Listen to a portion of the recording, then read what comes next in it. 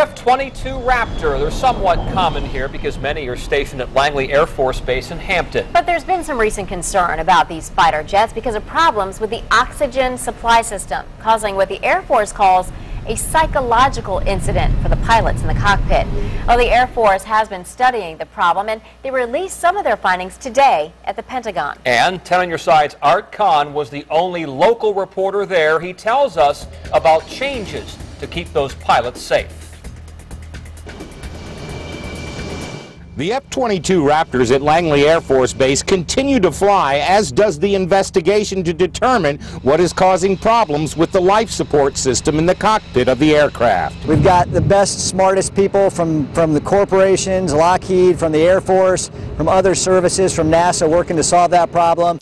The gentlemen on this panel represent nearly 12,000 flight hours in Air Force aircraft. At the Pentagon Thursday afternoon, the man leading the Air Force committee studying aircraft oxygen generating systems, retired General Gregory Martin, says from April of 2008 to May of 2010, the Air Force experienced 14 physiological incidents with the fleet of F-22s. Of those incidents, 10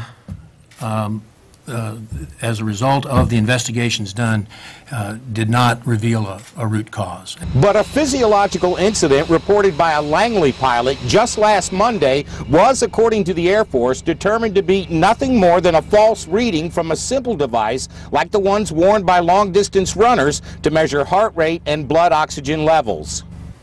What we found was there was invalid data here, but we didn't question it. When it comes to safety, nobody second-guesses the pilot. The pilot did not experience any oxygen-related illnesses, but returned to base as a precautionary measure.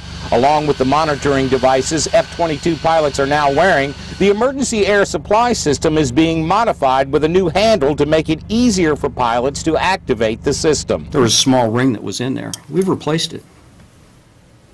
For $47 apiece, government workers produced this handle, which is now in every aircraft in Alaska. Many of the jets at Langley are also equipped with the new handles. In fact, after the briefing, General Lyon told me that 87% of the Raptors at Langley Air Force Base have these handles installed now. They expect that installation to be complete for the entire fleet by the middle of April. At the Pentagon, Art Kahn, 10 on your side.